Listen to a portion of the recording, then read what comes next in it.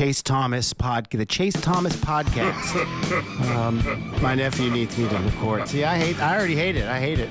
All right, we're back here on the Chase Thomas podcast, taping this on a Thursday evening, snowed in Thursday evening here in East Tennessee, where I'm joined by the legendary Jimmy Hyams of 99.1, the sports animal. Jimmy, good evening, sir. How are you? I'm doing great, Chase. I hope you are as well. I'm doing pretty good. How is retirement going in mid-January? What has Jimmy Hyams gotten into over the last few weeks? Well, that's not really good news because I'm just recovering from COVID. And then with the snow, I haven't been able to get out of the neighborhood except once. So yeah, I've been I'm stir crazy. I've been homebound since January the 1st. So it's I have watched more TV in 2 weeks than I think I watched all of last year. What have you watched? What's been your favorite? Are you bouncing around? Are you binging some shows? What are you doing? Well, I am binging some shows. I do watch a lot of sports, and then I watch crime mysteries. I watch Dateline in 2020 and some of those shows. I enjoy watching true crime though, not mysteries. Like the fictionalized crime. You like the true crime stuff. Okay. Well, no, that's true. It is true crime, but I will watch some Law and Order as well. So. Are you in Law and Order SVU? Or are you a Law and Order? What is the new one with Stabler? An organized crime? Yeah. Okay. That's it. Yeah, I watch a lot of those type shows. There you go. Gets my mind off sports. You got to have balance. My wife and I were doing Luther right now. I've watched Luther, but she's never done it. I love the BBC crime shows. Like I'm all Sherlock, Luther, all that stuff is my jam. I love that stuff. Yeah. But Jimmy, we can talk all things Law and Order and stuff on this podcast, or we can talk some Tennessee Vols because I think a lot of good folks listening in here in East Tennessee would like to get our perspective on some Tennessee stuff. So my first question to you. So it looks like it's finally going to happen that Lance heard more rumblings today from 247 Sports about. Seems like Tennessee's in a good spot, which I think Vol fans have heard for the last 3 weeks that Tennessee's in a good spot. So you might be going stir crazy in East Tennessee, Jimmy, but I think all Vol football fans are going stir crazy waiting on the graphic to go up on Twitter that Lance Hurd is officially in the boat, the former 5-star tackle from LSU. If that winds up being the case, which it seems like that is going to end up being the case, do you feel pretty good now about what Nico is going to have in front of him in terms of the offensive line going into 2024? That sure helps. It really helps a lot because you mentioned Hurd being a 5-star. I think the only reason he's leaving LSU is for playing time, and he was behind 2 really good tackles. Also, this guy is a much higher rated prospect than Gerald Mincey, who entered the transfer portal. So I think he's a plug and play and a good player. Now, to me, the only other issue is who's going to be the other guard. So you're set at your tackles if you get him. I'm assuming Spraggins comes back. Yeah. And Cooper Mays is a very good center, an all SEC caliber center. So you got one guard spot to fill. They have a lot of candidates to fill that. So I do feel good about where this offensive line can be if they can get hurt. It's if they get hurt and then he goes to left tackle, because there's a video, I don't know if you saw, of John Campbell working at right tackle. You could tell, but his movements is it was just kind of, okay, this is definitely in the works. John's looking to move to the right side. But John was solid at left tackle. There wasn't a point this past year that we were like, liability on the left-hand side. And then you have Dane Davis announcing he's returning for his last college football season this fall. Good swing guy. That's good depth. And it puts you in a position now at the tackle spots, because I think we're both high on Bennett Warren. He's a big body. He looks the part. 4-star tackle out of Texas. But those guys just don't play as freshmen. There's very few guys. The Darnell Wrights do not exist very often, and that's okay. But you didn't really have an option with Mincey now in the portal. There was just, and we'll see. We're operating on the assumption that they are going to close on Lance Hurd here, but there is a lot riding on this because there's just not that depth if he's not in the boat because of where you're at numbers wise. But you still kind of I feel okay going into 2025 with this group, especially at the tackle spot. But this year they needed a Band-Aid, and now you have a multi-year Band-Aid because Hurd has multiple years of eligibility. So when John Campbell's gone, then you have an option. You have breathing room with Bennett Warren, Sham Umarov, Gage Ganther, whoever is that tackle spot, or you go back in the portal, whatever it is. but you needed some stability, some long-term stability at one of these tackle spots because Tennessee just hasn't had it since Darnell Wright went away. And we were just kind of like, John Campbell's a stopgap, Dane Davis, Gerald Mincey, JJ Crawford. You just haven't felt great, like settled. You haven't felt settled at tackle. And it finally feels like Tennessee might be settled at tackle for the next 2 years. Yeah, I think so. And one thing, and I think Josh Heupel and staff have done a terrific job overall, given what they inherited. But the one thing that I would be critical of is they have not really gone out and signed offensive linemen that have played for them yet. Mm-hmm. Cooper Mays was in the previous staff. Darnell Wright was the previous staff. They have not brought. I thought Addison Nichols was going to be a really good player. Mm-hmm. He was a highly rated player that came out of Georgia, and now he's in the transfer portal. That's one thing where this staff has to do a better job. You can't rely on the transfer portal every year to fulfill the needs that you have on an offensive line. So they've either got to do a better job recruiting offensive linemen or a better job developing them, one of the two. And look, I mean, this will be a big year for Shamumarov, who was a true freshman last year. He needs to develop. Like, he's a 4-star at Georgia too. Looks the part, but look, he's maybe he moves to guard. Maybe you move him inside because the left guard still is not settled. And you mentioned the guard at the top here. Like, Spraggs, we're assuming is back, and that right guard is settled. But Ollie's gone. You mentioned Addison Nichols. He's gone.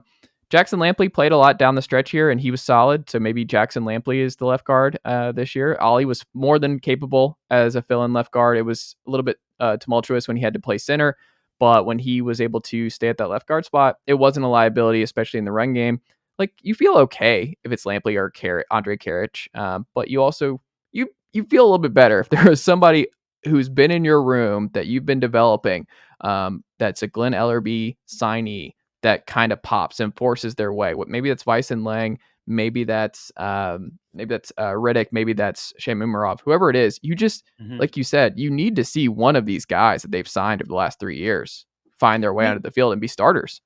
You do, and you mentioned a couple of players with that could potentially play the guard, whether it's Lampley coming back or whether it's Carriage. But I would like an upgrade there. I think Tennessee needs to do better at that. I think those guys are backup players. They need somebody that I think can step in and be a solid starter for them at the other guard position.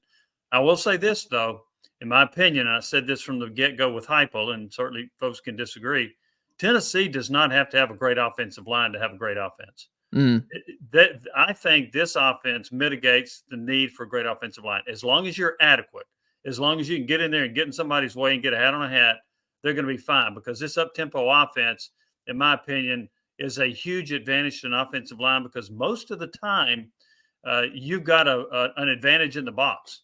You're usually going against 6 people in the box.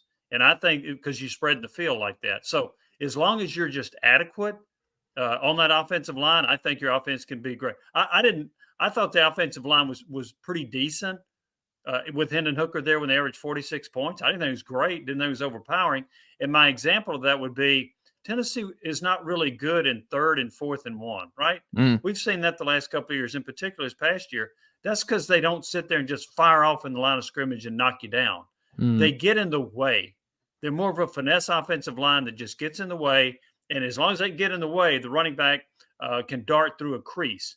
And that's where Tennessee's run game has been so effective, I think.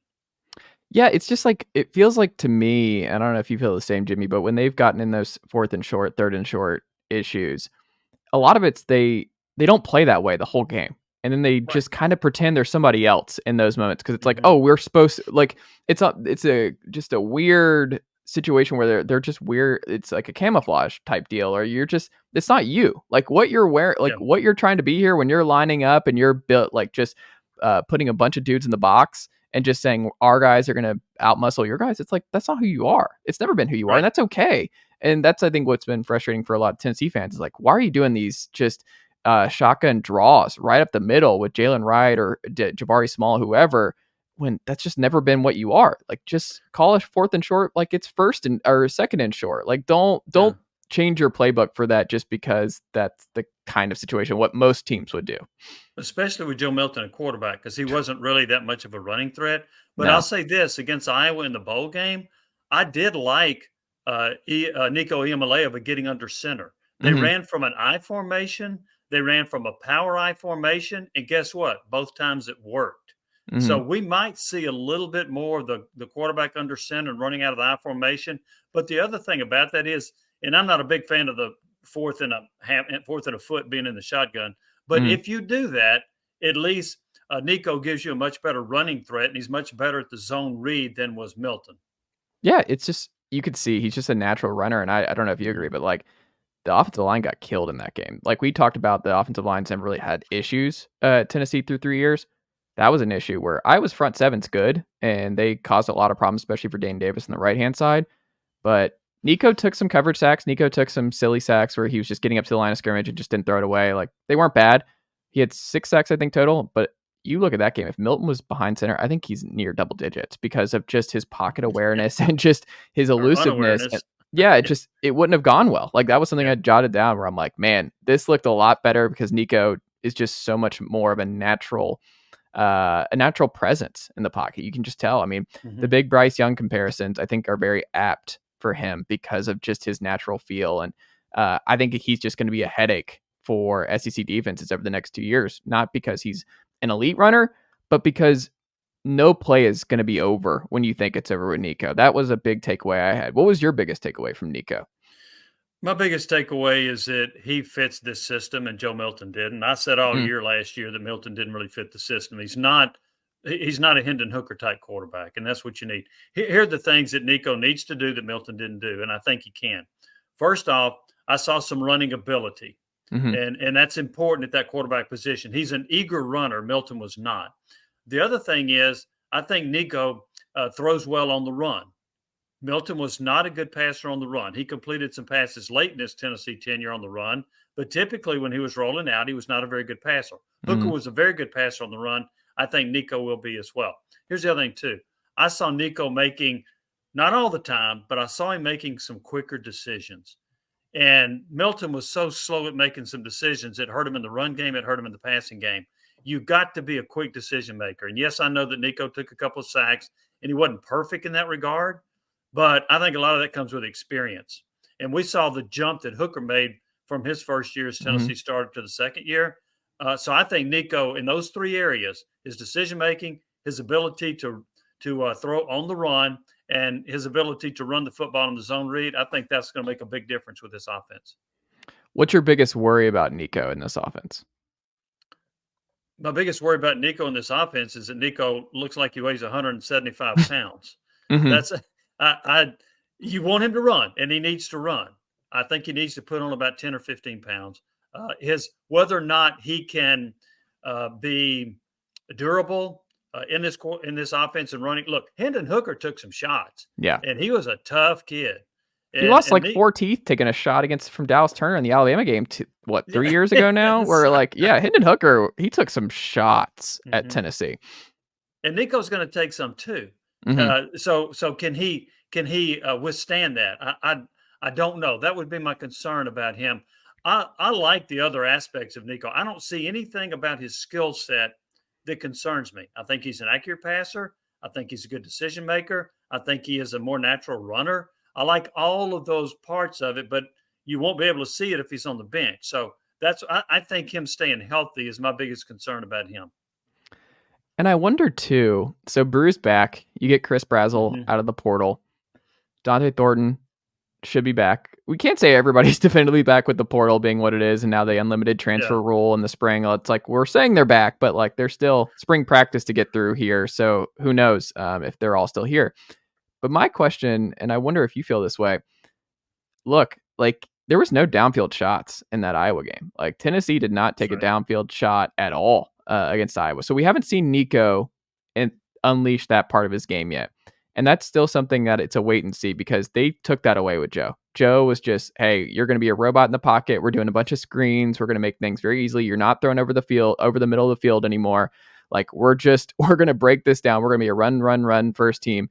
And you can take a couple shots to squirrel down the right-hand side where like it's out of harm's way. And if he doesn't come down with it, it's an incompletion. It's fine.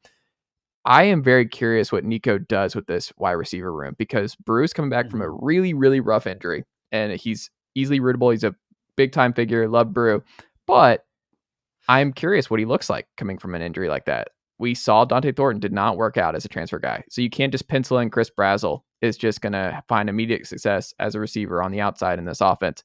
And then Chaz Nimrod and Caleb Webb are okay. They're not great. And then Squirrel, he's not Jalen Wright. Like, I like Squirrel White a lot. He's very reliable. He's going to gobble up the catches in this offense. He takes, speaking of guys who takes a lot of shots, and he's not the biggest guy, and he keeps getting up. Like, Squirrel's taken some shots and made it through that just blow my mind.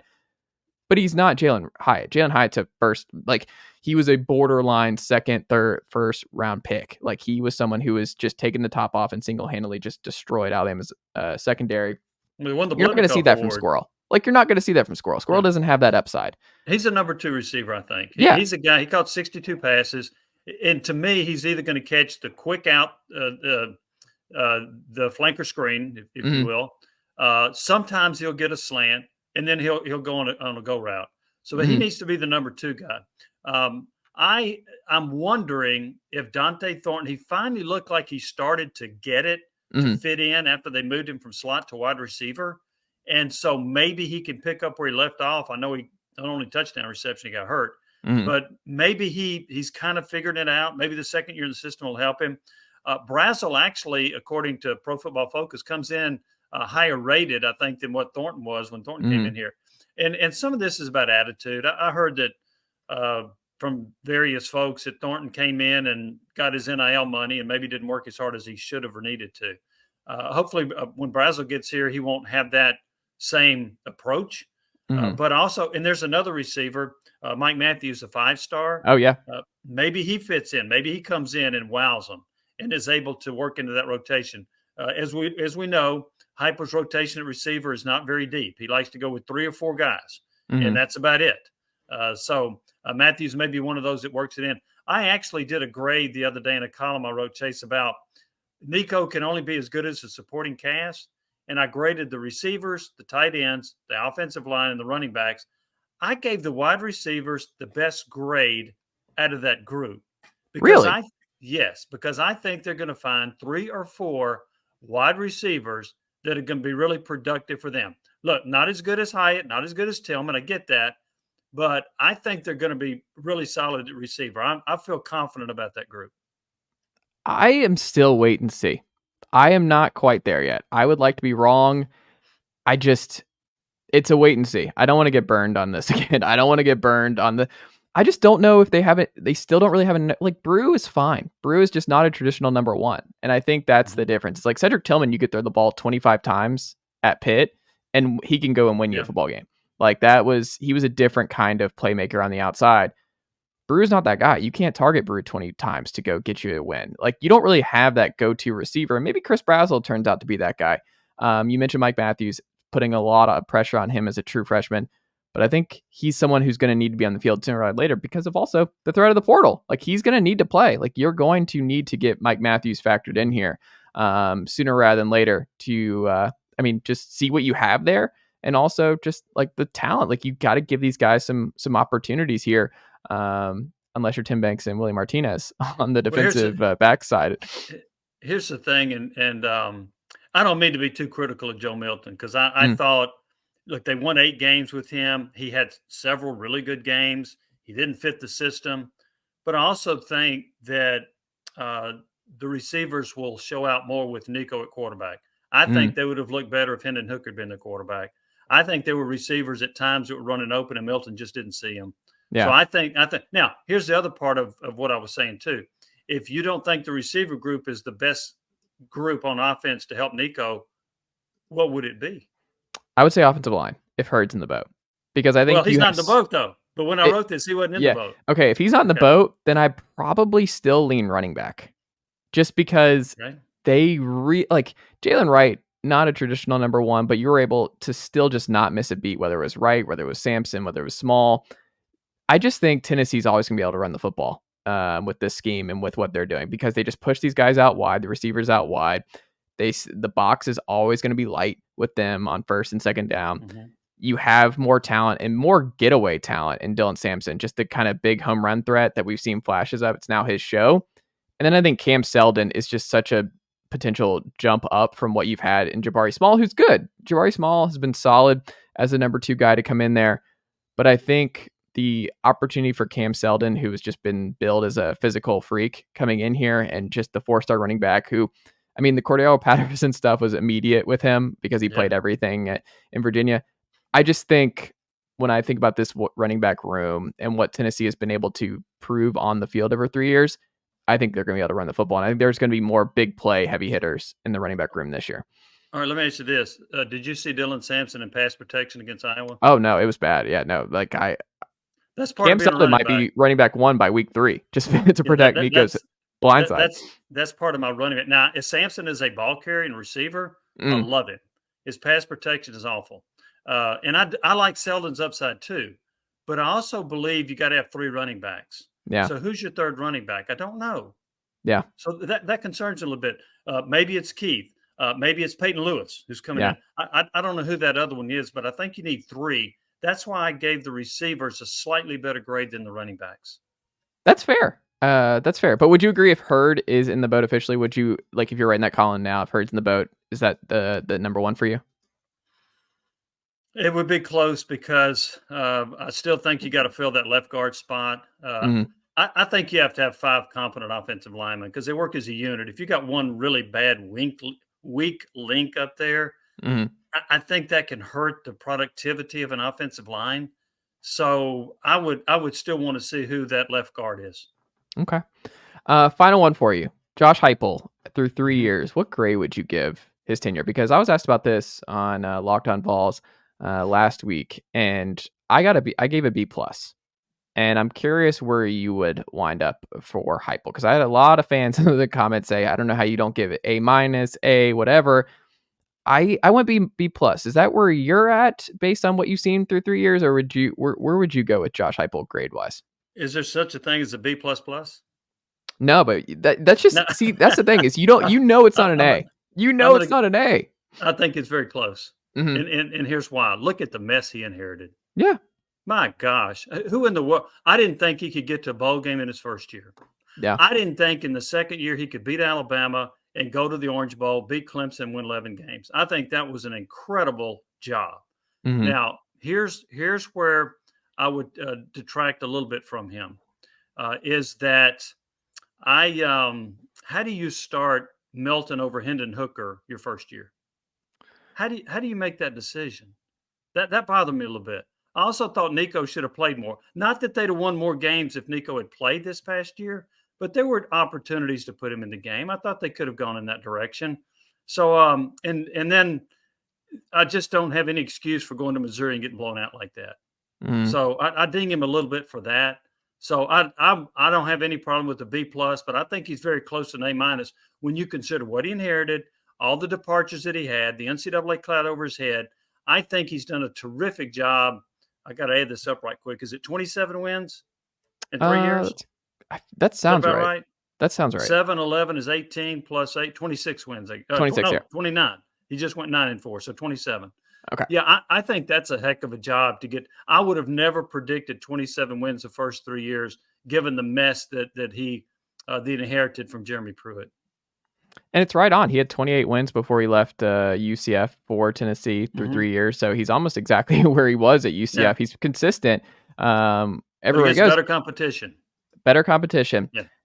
But my thing, it's the Milton stuff. Because here's the other part of it, Jimmy. Like the what if game. Because remember, if Hendon Hooker just doesn't slide in here as one of Jeremy Pruitt's last guys, and he's not in the quarterback room in the spring, and it's just Milton and Harrison Bailey, and maybe insert random transfer quarterback here. He gets hurt. Like Milton still gets hurt in that game, and you go to Harrison Bailey the rest of the way. Like there's everything we see from where Tennessee is right now is completely different. That's why a lot of love is given to Heupel, and Heupel's good. Heupel has been solid here at Tennessee.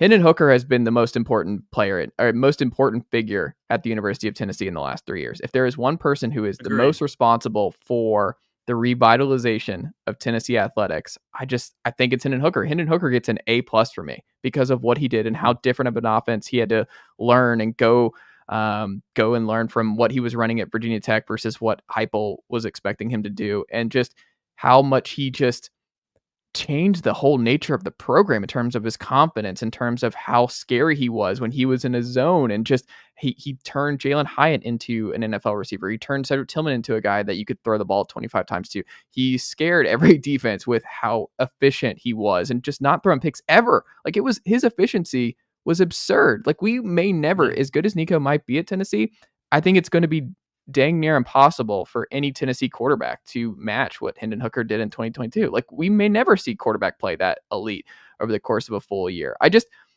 Heupel deserves credit for developing Hendon Hooker to be that, but I still think the only A through 3 years, and just the biggest what if for me, is what if Hendon Hooker does not find his way into Knoxville at the very end of the Pruitt era? Because everything else doesn't happen without Hendon Hooker. Well, that's true. But one of the things you said is the reason I give Heupel a lot of props, and that is Virginia Tech gave up on Hendon Hooker. And he comes to Tennessee and he does what he did. I've got to give Heupel a lot of credit for the development of Hendon Hooker. I've got to give him a lot of credit for the development of Cedric Tillman, who in 3 years at Tennessee had 8 catches, and then he turns into this monster receiver who's fabulous in 2021, and then he got hurt in 2022. Yep. So he wasn't as effective, but he was still a tremendous receiver that got drafted in the NFL. So he developed that guy. He took an offense that averaged, 22 points a game under Pruitt? Felt and less. Then less than that? No, it felt less than that. Like, if you told me 16, if you told me 14, like whatever the number is, I would be like, feels less. Against SEC competition, it probably was closer to that. So he took a team that averaged about 22 a game, and 2 years later, he averaged 46 points. That's pretty darn good. And he got 52 against Alabama. Now, he hadn't been perfect. I'll give you that. But I think he's just done a tremendous job. They also have to figure out how to not have just awful performances like South Carolina one year, Missouri the next. They got to avoid having those incredible lapses against opponents somehow, some way. They need to be a little bit more consistent in that regard. At Florida too. Like, because I think that was their worst loss last year. I agree with that. At Florida. And I've had people get on about how in the world could you have picked Tennessee to beat Florida? Because Tennessee never wins in Gainesville. Here's why. One, Florida wasn't very good, and that was proven. Secondly, and I put a lot of stock on this, and I guess I shouldn't have. You know how many seniors Tennessee started in that game against Florida? How many? 19.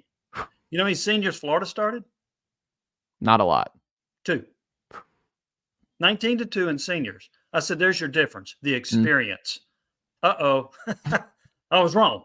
So I overanalyzed it by doing too much research. But I thought Tennessee had enough veterans on that team to where they would be able to go down to Florida and get a win. And I didn't think Florida's very good, and that proved to be true. But you're right. I would put Florida in that camp with Missouri and South Carolina of games where Tennessee just didn't show up. Yeah, and I think the other part of this too is a wrap is like he's very loyal to his coaches, very loyal to the staff. He's kept them all together. There are some good recruiters here. I think probably Kelsey Pope, probably his best recruiter right now. He's developed well, brought in a lot of big time talent. We'll see what Mike Matthews ends up being, but like, hey, the corner and safety spots, like they are going to start. Like there should not be a situation where in year 3. Will Brooks is getting meaningful snaps late in your season, and that you're in a situation where the cupboard looked pretty bare in spots, and it's like we're year 3. Like the roster is still. I just don't think in the SEC, as good as you're recruiting right now, it's good. It's not great. It's good, but you're in that middle class right now in SEC recruiting, and I think to get to that A, because talent wins out over everything else. You have to win some of these big ones. You have to win a Jordan Seaton. You have to win a couple more of these big boy battles for me to put you in that A, because part of being a head coach in the sport is you're a CEO and you've got to be elite at talent acquisition. If you want to be in that A category, regardless of what you walked into 3 years ago, it's just this league is so dang hard to win year over year. And we saw this year with how hard it is to run back elite offenses in the sport year over year. It just comes down to player acquisition, and you've got to be a little bit better there. You're good at it. You're good. You're not in the bottom tier, but you're not elite either. You're still like Auburn's now come on. Auburn's got a stronger recruiting base right now with Hugh Freeze and what they've got cooking. So they're back on. The Brian Harrison era is over there. So that's helping them. But look, Texas and Oklahoma are coming in here. They're both better recruiting programs than you right now. And Texas especially, like, it's just only going to get harder. So I think that's just something to monitor too. Is like, he's good, but the recruiting's got to be just a little bit better. You've got to win a couple more of these big time battles to really keep this thing humming. Yeah, I wouldn't argue with that. And you got to win some of those battles in the portal. The thing that I'm going to be really interested in, and I knocked the secondary. I didn't think secondary is very good at all at Tennessee. And you can't make the argument that Tennessee didn't put any pressure on the quarterbacks, because I think Tennessee was second in the SEC in sacks. Yeah, they were a good pass rushing team, so that wasn't it. But you've got a defensive back that went to Georgia Tech, Louisville, one went to Ole Miss, but then he's at Louisville, I think. Wesley Walker and Marion McDonald are both at Louisville, and Tyler Barron. They all ended up at Louisville. Yes, but looking at just the defensive backs, Slaughter went to Arkansas. Now, so they didn't all go to UNC Charlotte. So I'm going to be curious to see, how do those guys play at these other schools? I mean, I watched them at Tennessee, and I didn't think they're very good. So was that coaching? Was it a scheme? Well, I don't know what it was, but I'll be curious to see how those guys play somewhere else. But to me, one of the biggest issues for this Tennessee team to take the next step, they have got to be better in the secondary. Yeah. And I'll be curious to see if they can make strides there. They've got several transfer portal guys coming in. You know, how well they play, who knows, but they've got to be better in the secondary. I am so fascinated by the safeties. That could make or break some of these games, because you're going to look at Jacoby Thomas, transfer from MTSU. That's a huge jump up for him. That is you're asking a lot out of this kid to step in and be a starter. Next to John Slaughter, who didn't get any snaps last year as a freshman. So he's someone who very green. Good luck. All right. So our two starters in the back end is going to be a guy who didn't play at all, 4-star talented kid, John Slaughter, and then a transfer from MTSU, and then Jordan Thomas at the star, who can't really stay healthy. That's what we're going with. That's the pass rush better be elite, is what I will say. James Pierce and Jordan Ross and everybody else, they better be getting after the passer over and over again, because I am very worried about the back end of the secondary. Yeah, and I think they will be, well, if you're second in the SEC in sacks, are you elite? You're pretty close, right? Yeah, you're elite. Yeah. So I think they can do that again. I think they can record well over 30 sacks again. I love Pierce. I think, look, Tyler Barron's a loss, but I like this defensive line. I like their front six, because I think they'll be a lot better at linebacker too. So the whole thing to me boils down to the 5 defensive backs, the 2 cornerbacks, a star, and the 2 safeties. They've got to be better. And having said all that, the defense, I believe I'm right about this, was 3rd in the SEC in scoring defense. The offense was 7th. So the defense in that regard outperformed Tennessee's offense. If you can finish 3rd in the SEC in scoring defense, you've done a really good job, especially if you've got a suspect secondary. I like it. Jimmy, what can the good folks check out from you all across the internet and Tennessee sports media this week? Well, I've been doing a regular podcast with Dave Hooker, and so those are on Wednesdays, and I've been writing a blog for him, so you can check it out there. And that's pretty much it right now. I'll get into, when the golf season starts, I'll be doing a golf talk show for the Sports Animal. And in the fall, again, I'll probably go ahead and do football finals if they'll have me, and the Sunday morning show with Tim Irwin, Sunday Sports Sound Off. So I'll look forward to doing that. I'll be a lot busier with freelance stuff in the fall than I am right now. All right. Well, I'm looking forward to seeing what's cooking down the pike. Get well, stay warm, Jimmy Hyams, and we will have to do this again very soon. Look forward to it, Chase. Thanks for having me.